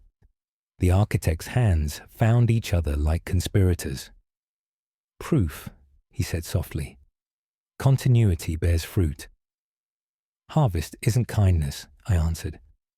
Only appetite with a calendar. One capsule remained unopened near the dais, its lock blinking the exact color of a childhood I survived by obeying. The key at my wrist warmed and answered like kin. I knew before the latch surrendered. She stepped out with the slowness I recognized from 1,000 dawns. The last empress, hair braided in the old order, eyes holding the unsentimental mercy that taught my ambition how to stand. The plaza inhaled. The colonel dropped to one knee because training is quicker than thought. The architect bowed with exquisite accuracy. She looked at me as if reading a ledger no one else could see. My regent, she said, you have kept the lights. They tried to keep themselves, I answered. We negotiated. Iron smiled behind her eyes. She took my hand, and it felt like holding the hinge itself. What have you done? I asked. I rested, she said. I woke when the world needed an ending to be dignified. The architect advanced, gentle as policy. Majesty, our design protects what you began. Sign and mourning will be reliable. She studied him the way old trees study scaffolds. Reliability becomes tyranny when it forbids lateness, she said, not unkindly. She turned to me. Will you sign? No pressure lived in the question. It simply made cowardice decide whether to say its name. The corridor's bruise widened, then thinned, as if forgiveness were a weather system testing its map.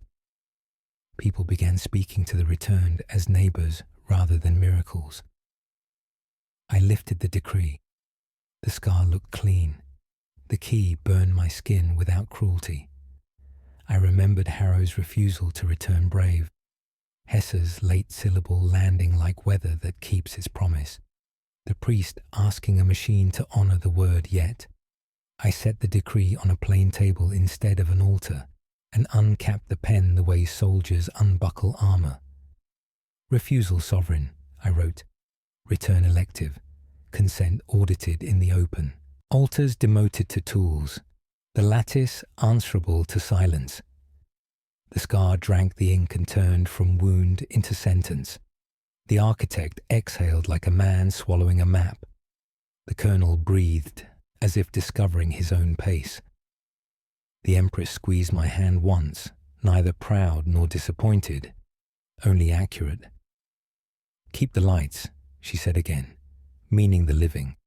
and walked into the crowd where children could decide whether she was story or person. Around us, the corridor faded toward ordinariness. The pods settled into memory. The plaza learned how to make a noise that was neither applause nor fear, but something like breath at rest. We returned to the nave where motions waited like patient knives. I placed the decree beside the key where everyone could see the burn on my wrist, and for a moment the city remembered how to be quiet without being afraid. The architect raised his hands to salvage what he could of spectacle, promising committees and rubrics and a mercy schedule. The colonel surprised himself by keeping the lantern lit rather than issuing orders. I felt immortality's weight like a book I had finally decided to finish. Night would test this, and morning would lie about it. Still, the hinge had learned a new weight and did not complain. I listened to the machinery of obedience grind its teeth down to patience, and when the choir sang, they remembered when to breathe, and when the bells answered, they counted correctly, and when the crowd dispersed, they did so as neighbors returning to errands rather than actors leaving a stage. I followed the Empress into ordinary light, both of us tired, both of us older than the city prefers, and I kept the key and the wound, because whatever waits beyond mercy will require both of mine. She looked at me and smiled, as if the ledger balanced, then faced the tears and bowed once. The architect gathered his robe like a book and declared that continuity, already ratified, could absorb humane amendment. He invited me to submit my text as clarification. I declined the euphemism. I carried the decree to a plain table and read it aloud so plaza and nave heard the same breath, then set the key beside it as witness. Refusal sovereign, return elective, consent public, altars tools, lattice answerable to silence. The words sounded smaller than the work they demanded, and therefore trustworthy. The colonel lifted his lantern and asked whether to guard the table or carry it. Guard the people, and the table will guard itself, I said. He nodded, surprised by how light obedience can be. The medic laughed once. The navigator folded her map and held it as if it might flee. The chaplain renewed ash and whispered yet until children repeated it. Across the tiers, some delegates applauded. Others simply exhaled. The architect did not bow. He recalibrated in silence, and when he finally spoke, he offered committees, audits, and schedules to treat refusal as law. The corridor's bruise paled to a seam. Vendors reopened stalls and wrote prices that included patience. On the steps, a mother practiced the lullaby until her daughter hummed the last line, and both smiled. The Empress walked the edge of the crowd, listening to names and debts. She paused only to say, "Keep the lights," and moved on. The city learned to be quiet without fear. In the vestibule, stones cooled. The lantern burned lower. I stood beside the table and did not touch the decree, because I had already touched it enough for one lifetime, and because whatever waits beyond mercy will ask for both of my hands. I breathed with them, counted the bells without hurrying, and let the hinge rest, knowing storms would return, and that patience too must be practiced at scale. The city did not sleep. It murmured with the restlessness of a body turning in fever, waiting to know whether the convening's new words could endure a night unprotected. From my balcony, the river below glowed with loosened braids, its geometry breaking where children had scattered lanterns into the current. I held the key against my wrist until the burn softened, and the decree on the table pulsed faintly in the candlelight, as if aware that signatures and scars are kin. The Empress walked the streets without guards, gathering stories with the patience of someone who knows crowns are heaviest when invisible. The architect lingered in the nave, his robe still immaculate, his silence busy with revisions. The colonel sat by the steps of the plaza with his lantern on his knees, shoulders bent like a man preparing to be ordinary. The council gathered beneath the astrolabe warped into unfamiliar maps. The envoy read her ledger aloud, promises we owed, lies we had told, debts we could never repay, but might convert into loyalty if spoken honestly. The medic spoke of the returned who could not sleep, their bodies calibrated, but their dreams refusing measure. The chaplain whispered that refusal was becoming a sacrament, not an argument. The navigator spread her cloth, showing routes bending in ways no compass had approved, corridors sketching hunger where none should be. We listened, and the silence afterward was a vote.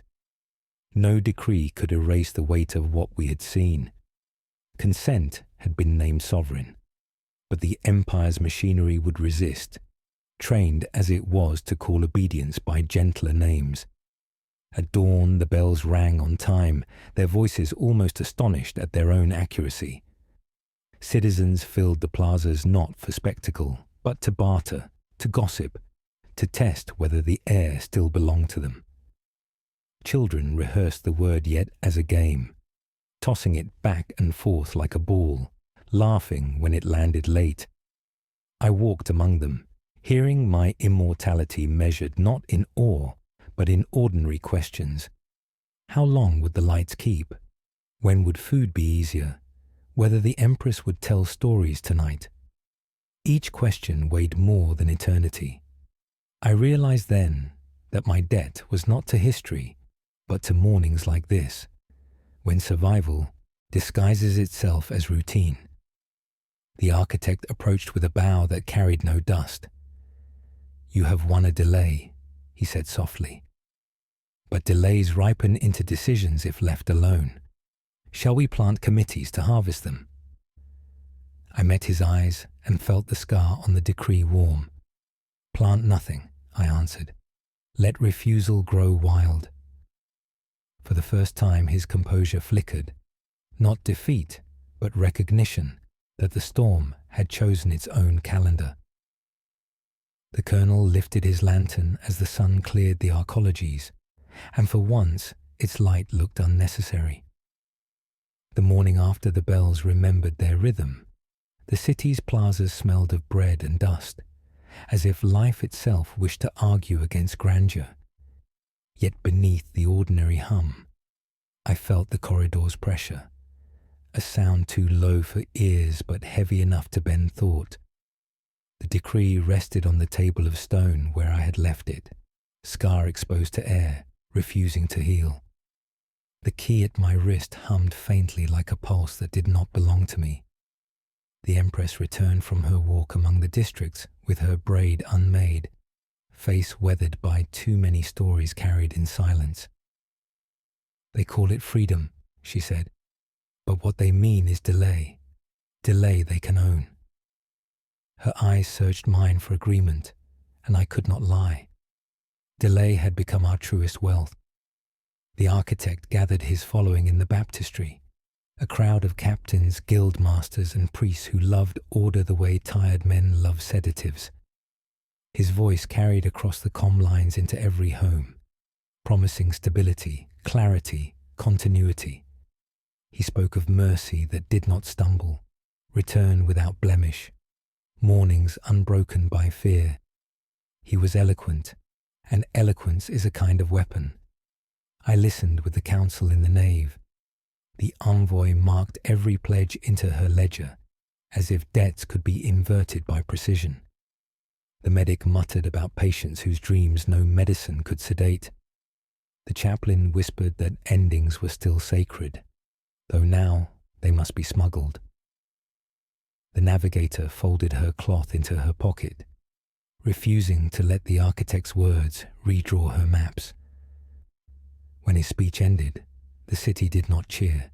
It sighed, as though grateful for the promise of sleep, but unwilling to surrender its new vocabulary of refusal.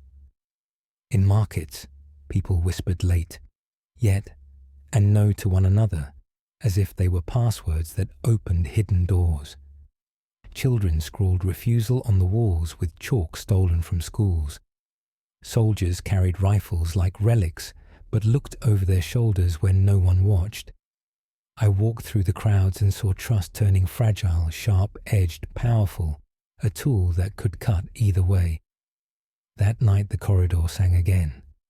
Not hunger this time, but something slower, like patience becoming impatient. Lights across the arcologies dimmed to half their strength, and in the quiet the altars hummed as though preparing to wake uninvited. The colonel came to me, lantern burning low, face drawn by the knowledge that soldiers cannot protect against weather that thinks. "What if they rise without command?" he asked. I touched the scarred decree. "Then we teach the city how to refuse in chorus, not alone." His silence was heavy, but he nodded. I did not sleep. From the balcony I watched the braids of the river loosen, lanterns drifting where current chose to carry them. Some extinguished, some burned stubbornly, some floated beyond sight, small lights that neither I nor the architect nor even the empress could recall. The empire breathed, but uneasily, as if waiting for someone to decide whose lungs it truly belonged to. Dawn arrived uncertain, clouds torn by winds that carried no direction, and the capital stirred as though woken from a dream it could not recount.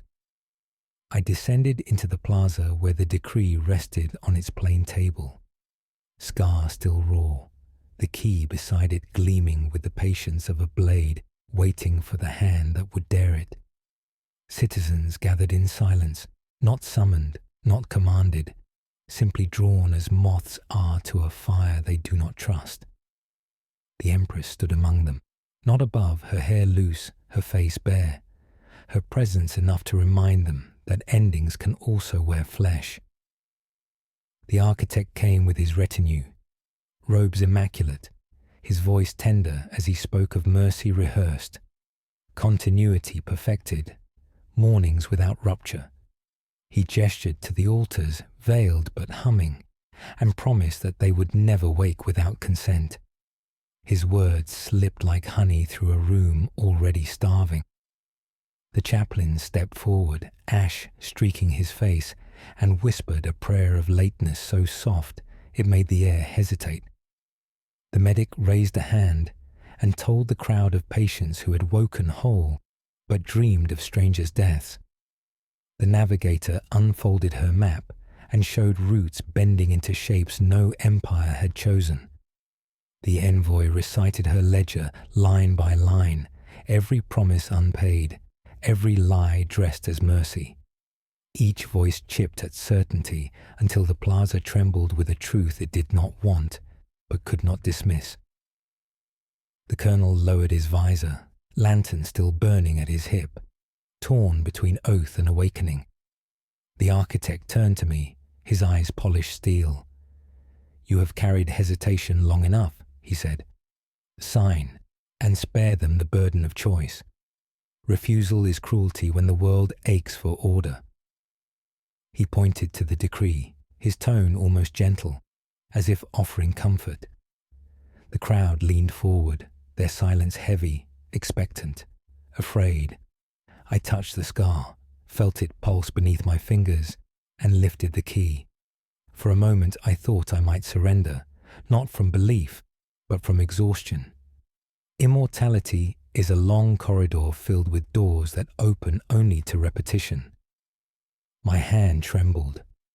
The Empress's gaze found me, steady, merciless in its clarity. She mouthed no word, only reminded me of weight. I placed the key on the decree and did not sign. Instead, I spoke. Mercy without refusal is tyranny. Continuity without silence is noise. I will not end endings. The words broke like glass across the plaza. Some wept, some bowed, some shouted in anger. The architect's smile froze, a mask unpracticed in fracture. The colonel's hand hovered near his weapon, then fell to the lantern instead. The altars quivered, as though listening for their own command. Above us, the corridor groaned like a storm rehearsing its entrance.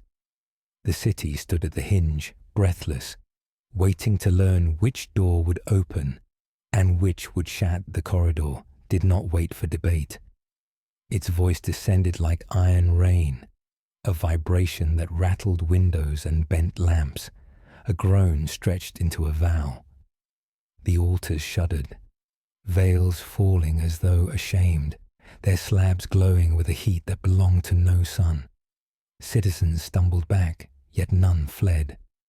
Awe chains more effectively than fear. The architect raised his arms, robe unwrinkled, eyes bright with vindication. "See," he declared, "the lattice awakens to cradle us. This is the proof."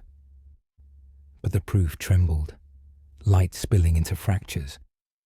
One altar spoke a name no one had ever carried, and silence spread sharper than any blade.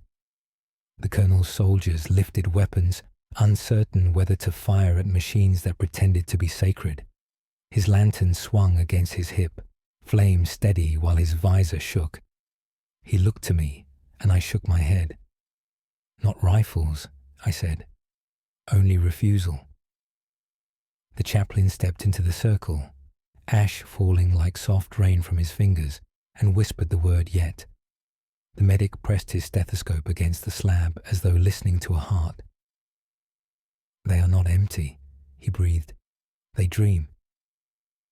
The navigator traced a trembling line across her cloth, roots spiraling into themselves, corridors folding, absence becoming a door. The Empress walked forward, bare feet against the stone, her braid loose, her gaze fixed on the architect. "You promised me endings," she said. "Instead, you've built prisons dressed as wombs." He bowed, lips trembling. "Majesty, I preserved you. I preserved all of us." She touched the nearest slab. Its light flickered like a candle deciding to die. "You preserved nothing," she answered. "You froze grief until it rotted." The crowd broke then, not with violence, but with voices. They shouted their refusals, late syllables braided into chants.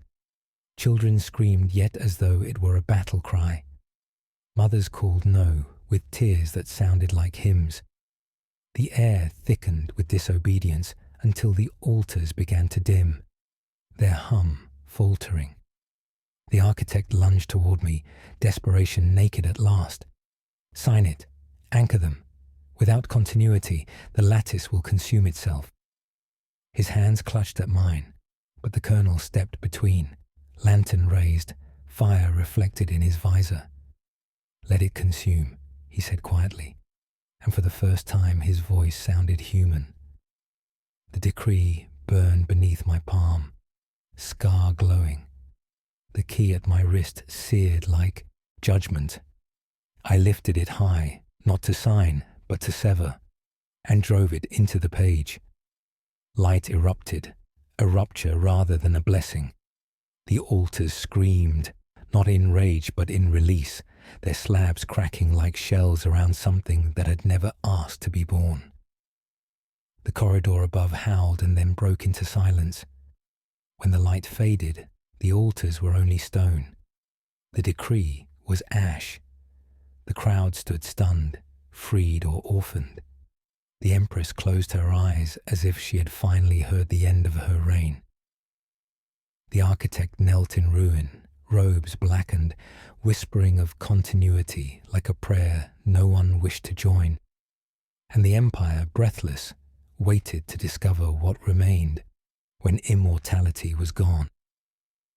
Ash drifted across the plaza like tired snow, clinging to robes, banners, and bare skin, until the city seemed dressed in mourning. The decree lay in ruins, its scar consumed by fire, its promise reduced to fragments too fragile to be read.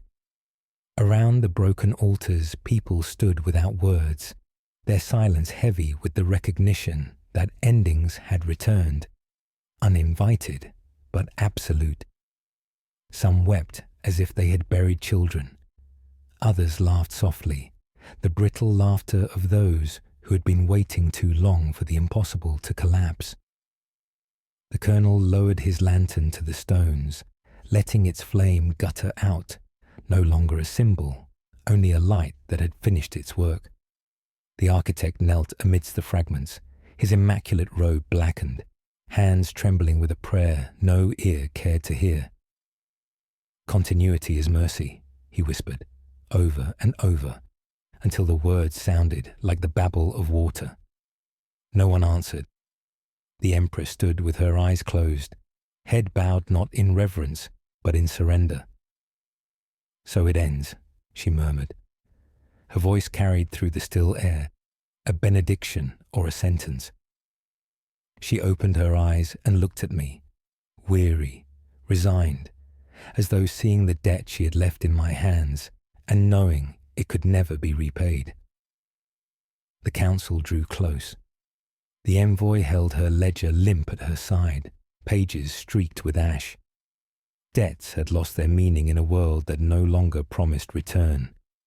The medic's gloves were torn, his hands raw, yet his expression was gentler than it had ever been, because now every life he touched would matter absolutely. The chaplain rubbed the last of the ash from his palm and whispered, "They can die again." The words were not despair, they were awe. The navigator unfolded her map, edges crumbling, lines smudged into uncertainty, and smiled faintly. "Finally," she said, "a road worth fearing." Above us the corridor sagged into silence. Its metallic groan vanished, leaving the sky heavy and unedited. For the first time in memory, the heavens looked fragile, an expanse that could break but also heal.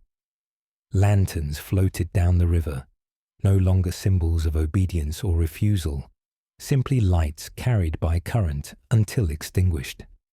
The Empire's breath slowed, steady, uncertain, human. I felt the weight of eternity slip from my shoulders like armor unbuckled after a long campaign. Immortality had been a chain disguised as protection, and its shattering left me hollow, yet strangely free. I pressed my burned wrist to my chest and wondered if I had ever lived until this moment, when mortality re-entered the air like rain. The Empress placed her hand on mine briefly, warm, mortal, and said, "Keep the lights." Then she walked into the crowd, becoming one of them at last. The architect remained kneeling, muttering his broken litany. The colonel watched him, visor lifted, weapon lowered, no orders left to give. I turned from them all and faced the horizon, where dawn gathered without rehearsal, unmeasured, imperfect. The city followed my gaze. Together we stood at the hinge of history, the empire fallen, the future unwritten, and the lights of morning rising fragile as breath.